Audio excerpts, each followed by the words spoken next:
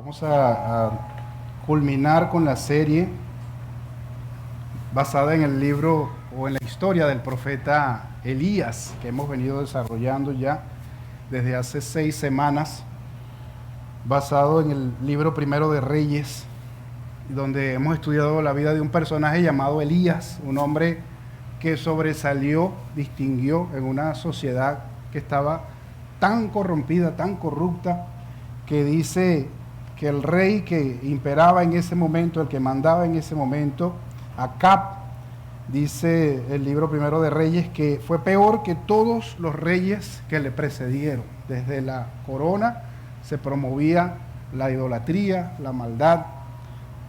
Los sacerdotes se prestaron para la falsa adoración. Los profetas se prestaron para falsas profecías en apoyo a lo que decía el rey Acab y su esposa Jezabel. Y en ese contexto el Señor levantó a un hombre llamado Elías para hacer una luz, para hacer una lumbrera, como lo hemos venido compartiendo durante las pasadas semanas. Y hoy quiero finalizar la serie con un mensaje que he llamado El legado de Elías.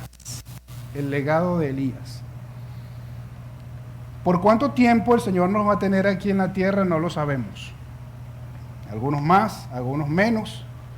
Pero el tiempo que estamos viviendo aquí en la tierra siempre o algunas veces nos lleva a preguntarnos cómo estamos viviendo. Estamos viviendo una vida que valga la pena, y una vida no solamente que valga la pena para mí, sino una vida que en cierto sentido deje algo bueno, algo positivo, deje un legado para otras personas. ¿Cuántas personas pueden decir o pueden querer, anhelar, emular la vida que yo estoy viviendo? ¿O quieren tener la vida o el tipo de vida que yo estoy viviendo? Bueno, la vida del profeta Elías me llama mucho la atención, y escuchamos hace un momento vamos a decirlo, las últimas horas de Elías en la tierra.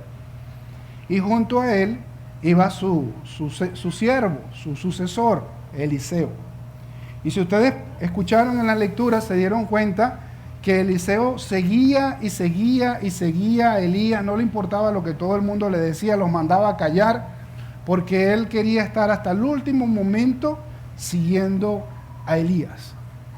Pero ¿qué hizo a Elías tan especial? Y hoy voy quizás de alguna manera a recapitular un poquito algunas cosas que ya hemos mencionado. Pero ¿qué hizo a Elías tan especial que figura en un libro de la Biblia? ¿Cómo se llama el libro donde está la historia de Elías? De Reyes, o sea, un libro de los reyes. Ahí donde deberían estar son las historias de los reyes. Pero la vida de Elías fue tan impactante, tan significativa, que su vida distingue allí. Y su vida fue tan impactante que se convirtió en una figura profética prominente. Algunos lo llamaban el más grande de los profetas. Y la vida de Elías, estoy diciendo varias cosas para que ustedes vean lo impactante de la vida de Elías. La vida de Elías fue tan impactante, 50 años después de Elías, aproximadamente 70 años después de que Elías dejó esta tierra, todavía el pueblo de Israel lo estaba esperando, o estaban esperando que viniera alguien en el poder y en la autoridad de Elías. Y es tan impactante que hoy en día podemos estudiar la vida de Elías y podemos aprender de él.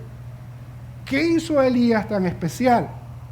Bueno, si vamos a las semanas anteriores, hemos hablado de su vida de oración, que era un hombre que oraba al Señor, que tenía intimidad con Dios, que aprendió a desarrollar intimidad con Dios. Fue un hombre valiente porque confrontó a los reyes de la época. Fue un hombre que dependió de Dios, que tenía confianza y seguridad en Dios, y por eso no le dio temor a enfrentarse a 850 falsos profetas, y los venció. Pero también un hombre que pasó por depresión, pasó por una tristeza muy grande y pasó por una frustración muy grande. Lo que nos recuerda algo que lo hemos venido diciendo durante toda esta serie. Nos recuerda lo que dice Santiago 5:17, que Elías era tan humano como cualquiera de nosotros. Era un ser humano como cualquiera de nosotros, con las mismas debilidades, dicen otras versiones, igual que nosotros. Y la semana pasada, si ustedes estuvieron aquí la semana pasada, recordarán que hablamos de esos momentos donde él estuvo cansado y de alguna manera frustrado porque sentía que él era el único que quedaba entre toda una nación que se había apartado del Señor. Y al final el Señor le llama y le dice, le da una instrucción final. Decíamos la semana pasada, prácticamente el Señor le toma la renuncia a Elías, solo que lo pone a trabajar preaviso. Le toma la palabra y le dice, bueno, ¿estás cansado? Bueno, vas a elegir a un sucesor, vas a elegir un rey para los sirios, ¿cómo se llama? Los sidonios, y vas a elegir a otro rey en Israel. Y si usted sigue leyendo, hoy saltamos desde el capítulo 19 de Primero de Reyes, al segundo capítulo del libro Segundo de Reyes, es decir, pasaron varios capítulos donde la figura de Elías ya no destaca tanto. De hecho, en el capítulo 20 hay otra historia, hay otro relato donde hay otros reyes, otros profetas, que destacan. Lo que nos hace pensar en que el impacto que Elías había tenido es que ya habían profetas que se atrevían a hablar la palabra de Dios en medio del contexto de tanta maldad. En el capítulo 21 aparece otra vez Elías muy brevemente para sentenciar a Acab por haber hecho algo muy malo, por haberle quitado la vida a un hombre solamente para apropiarse de su viñedo, y ya Dios da una sentencia para el rey Acab a través del profeta Elías. En el capítulo 22 aparece otro profeta llamado Micaías, de esos profetas que probablemente se inspiraron por la vida y el testimonio de Elías. Y vuelve a aparecer a Elías en el capítulo 1 del libro Segundo de Reyes, volviendo a hacer que caiga fuego del cielo para consumir a un grupo de soldados que vinieron a buscarlo. Pero todas esas cosas fueron como sus últimos años de ministerio. Y probablemente al lado de Eliseo, porque ya lo había escogido como su sucesor. Y en el capítulo 2, que el que leímos hace un momento, habla de la partida de Elías de este mundo. Y otra cosa particular de Elías es que son pocos los personajes de la Biblia que no vieron la muerte. Y Elías fue uno de ellos. Que dice el texto que literalmente fue llevado al cielo. Así lo describe el acontecimiento. Y tiene que destacar algo particular acerca de la persona de Elías. Pero yo quiero que pensemos un momento en el segundo capítulo del segundo libro de Reyes, en el versículo 9, que lo leímos hace un momento, cuando Elías está con Eliseo, y antes de partir le dice a Eliseo, ¿qué quieres que haga por ti antes de que me separen de tu lado? Y él respondió, te pido que yo herede una doble porción de tu espíritu. ¿Qué refleja esa petición de Eliseo? ¿Qué demuestra esa petición de Eliseo?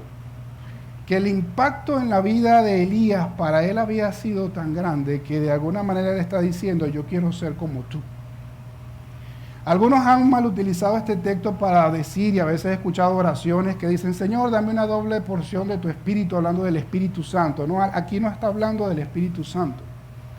Él está hablando, y de hecho aquí en esta versión lo traduce en minúscula, o lo coloca en español en minúscula para que entendamos que lo que le está diciendo básicamente, parafraseando de alguna manera lo que Eliseo le está diciendo a Elías, es que yo quiero ser 2 veces lo que tú fuiste.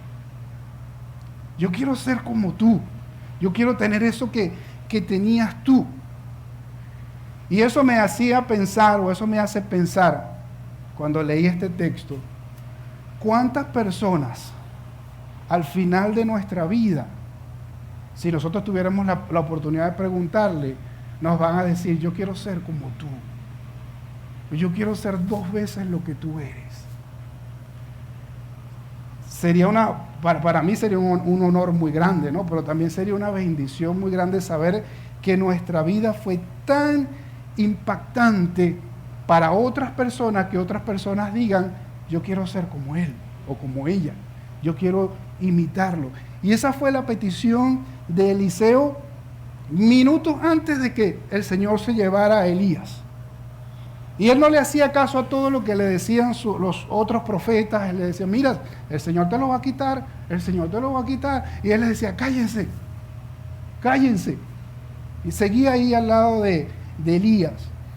Ahora, ¿por qué Eliseo hace esta petición a Elías?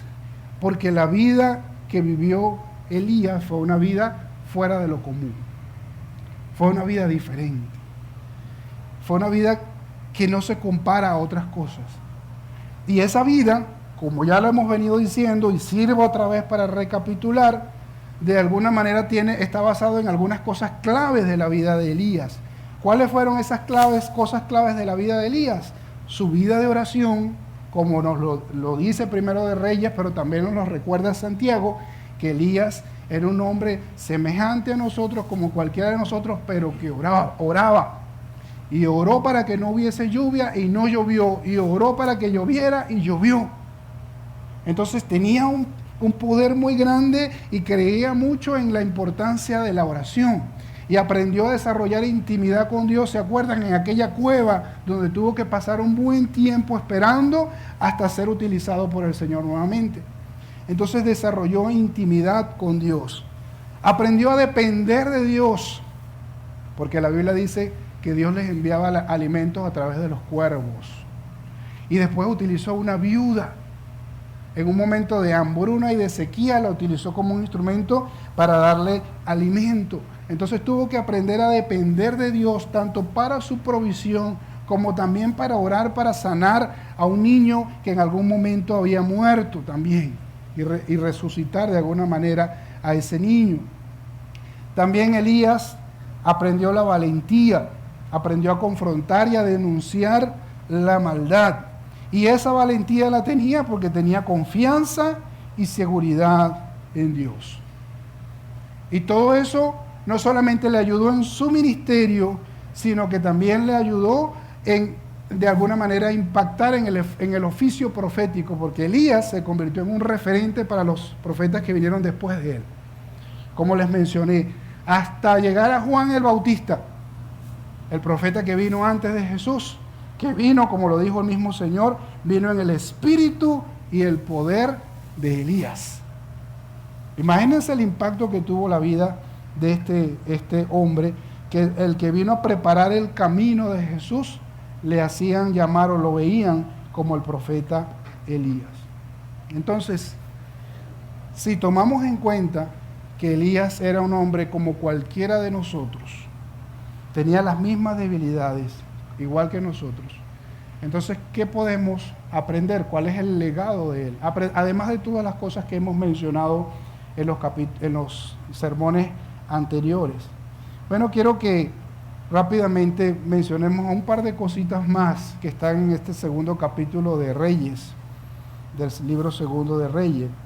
Después de la petición que hace Eliseo a Elías, Elías le dice: has pedido algo difícil, pero si logras verme cuando me separen de tu lado, te será concedido, de lo contrario, no. Y me llama la atención otra vez la respuesta de Elías, la actitud de Elías, porque demuestra de alguna manera también humildad, porque él sabía que él lo que había logrado no lo había logrado por él. Porque si Elías hubiese sido otro, le dice Eliseo: bueno, Eliseo, si tú quieres ser como yo, tienes que hacer esto y tienes que hacer lo otro y tienes que hacer lo otro. Pero ¿qué le dijo Elías a Eliseo? Mira, lo que me pediste no lo puedo dar yo. Yo no lo puedo dar. Si tú logras verme cuando me separen de tu lado, dice, te será concedido. ¿Por quién iba a ser concedido? Por Dios. Entonces, es Dios el que hace lo que tenga que hacer en nuestras vidas. Y esa debe ser nuestra actitud. Aún la actitud cuando alguien nos quiere elogiar por algo y que diga de pronto: oye, tu vida transmite tal cosa y tú cuando hablas parece tal cosa. Uno no tiene que llevarse la gloria, no es lo que tienes que decir. No, eso es el Señor obrando a través de mí, como lo dijo el apóstol Pablo. Entonces, hay quienes viven vidas creyendo que están impactando la vida de otros por lo que ellos están haciendo. Porque es que yo tengo un ministerio impactante y poderoso, o porque yo soy así, y porque yo soy asado, entonces hay otras personas. Y viven de la autopromoción, y hasta compartiendo claves o secretos.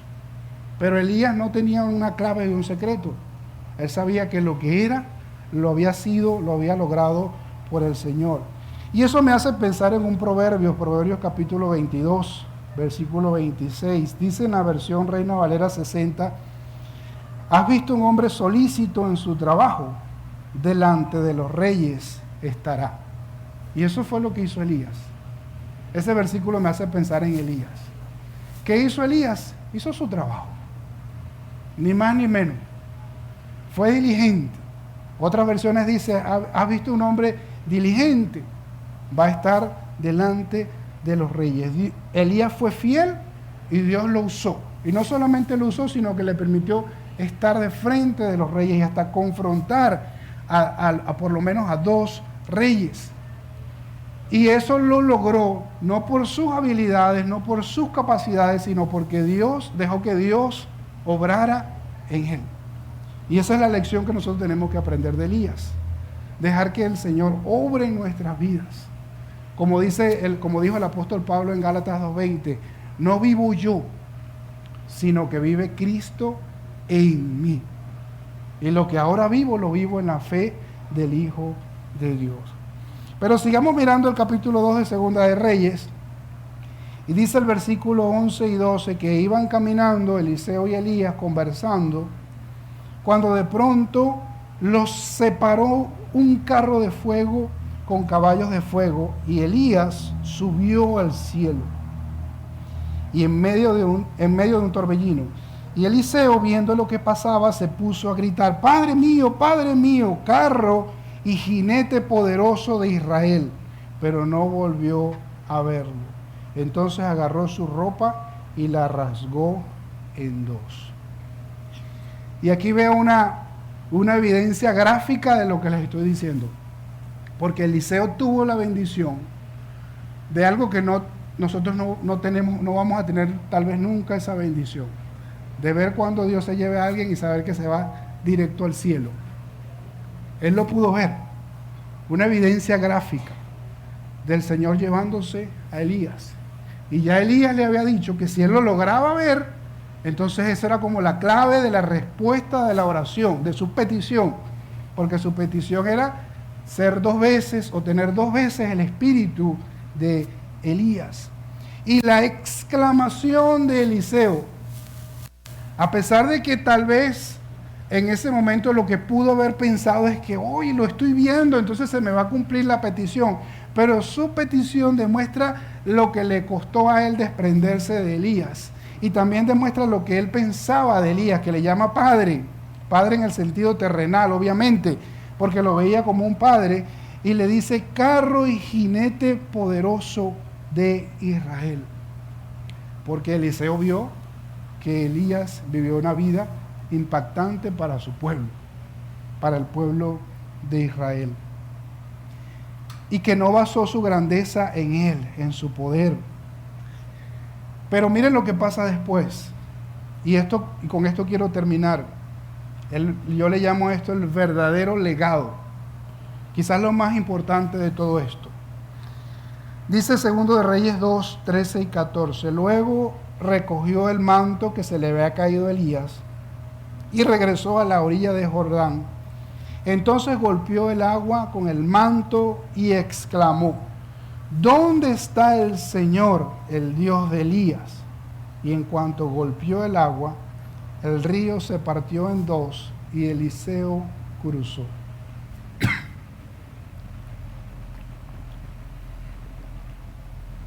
¿Por qué le llamo a esto el verdadero legado de Elías?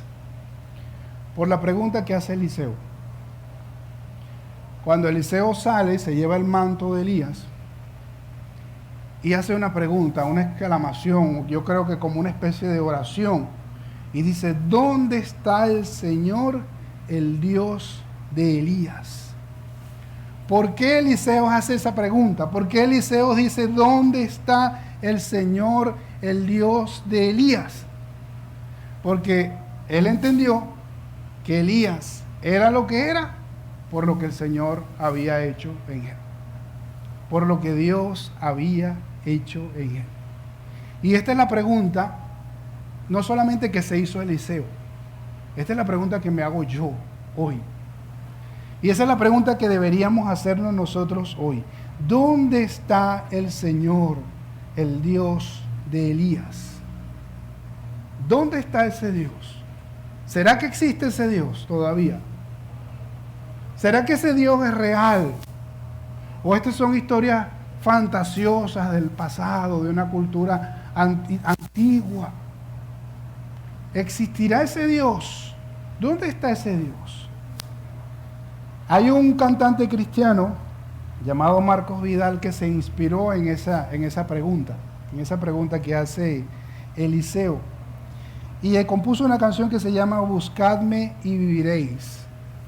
Y en la letra de esa canción, él hace una reflexión. La letra obviamente es muy extensa, pero quiero destacar algunas cosas que él dice en la letra de esa canción.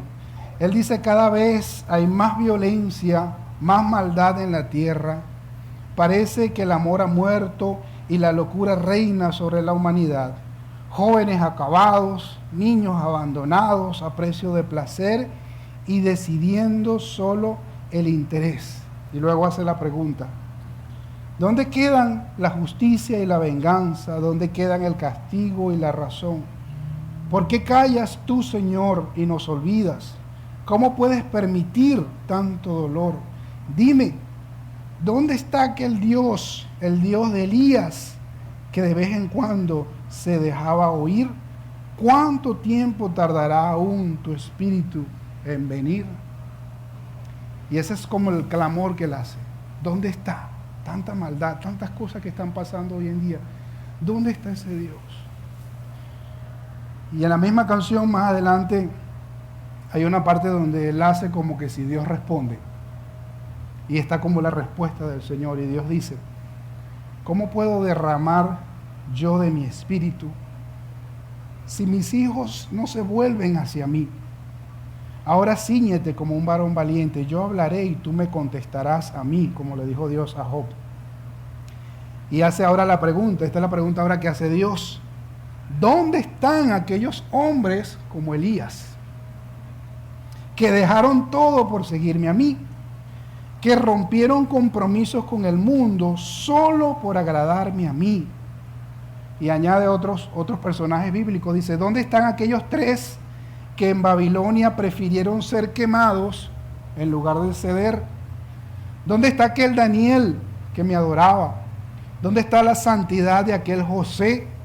¿Dónde está el niño que mató al gigante? ¿Dónde están los sucesores de Josué? ¿Dónde están las mujeres entregadas como Esther? Entonces la pregunta es, no es dónde está el Dios de Elías. La pregunta es, y yo con esa pregunta quiero terminar, ¿dónde están los Elías o las Elías de esta generación? Esa es la pregunta que el Señor nos hace. Y esa es la pregunta que yo quiero que nos llevemos y pensemos. ¿Dónde están esas vidas que están impactando a otros? Sean mis hijos, sean mis nietos, sean mis sobrinos, sean mis compañeros de trabajo, sean mis familiares, mis vecinos. ¿Dónde están esas vidas que están impactando a otros? ¿Cuántas personas van a ser llevadas a la presencia del Señor, así como fue Elías llevado a la presencia del Señor? ¿Cuántas personas van a ser llevadas a la presencia del Señor por mi testimonio? Porque otras personas puedan ver lo que Cristo hace a través de una persona. Y yo quiero invitar a que pienses en eso, porque Dios necesita y está buscando Elías. Está buscando personas dispuestas a vivir para Él, a servirle a Él, a entregarse a Él. Que no necesariamente quiere decir que van a dejar todo y se van a convertir en profetas o pastores o misioneros. Y si es así, gloria a Dios. Pero también hombres y mujeres que donde quiera que estén, con sus profesiones, con sus estudios, con su carrera, con lo que se dediquen, puedan exaltar y glorificar el nombre del Señor.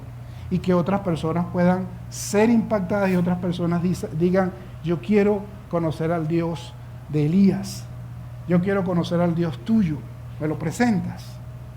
Y esa puede ser una puerta abierta para nosotros compartir el mensaje del Evangelio. Amén. Les invito a que pensemos en eso durante este tiempo. Vamos a orar. Padre, gracias en esta mañana te damos por tu palabra, gracias por tu presencia en medio nuestro, gracias por esta serie que nos has permitido profundizar y estudiar en la vida de un hombre como Elías, Señor. Gracias por todo lo que podemos aprender de él, Señor. Y oramos, Señor, por nuestras vidas. Tú conoces lo que hay en el corazón de cada uno de los que nos acompaña en este día, Señor. Y tú sabes que en nuestro corazón, en lo más profundo de nuestro corazón, está hacer lo que a ti te agrade, Señor. Pero a veces hay tropiezos, a veces hay impedimentos, a veces hay cosas que se interponen, Señor. Pero nosotros queremos entregar nuestra vida a ti, Señor. Queremos ser los nuevos Elías o las nuevas Elías de esta generación. Que dependamos de ti, que confiemos en ti, que oremos con fe, que pongamos nuestra seguridad en ti y podamos impactar la vida de otros, Señor. Y otros quieran conocerte a ti a través de nosotros, a través del testimonio, a través de la palabra, Señor. Danos ese denuedo, danos ese poder de tu Espíritu Santo que tú has ofrecido para tus hijos, Señor. Bendice nuestros hogares, bendice nuestra iglesia. Ten misericordia y ten compasión de nosotros, Señor. Oramos en el nombre de Cristo Jesús. Amén y amén. Dios me les bendiga.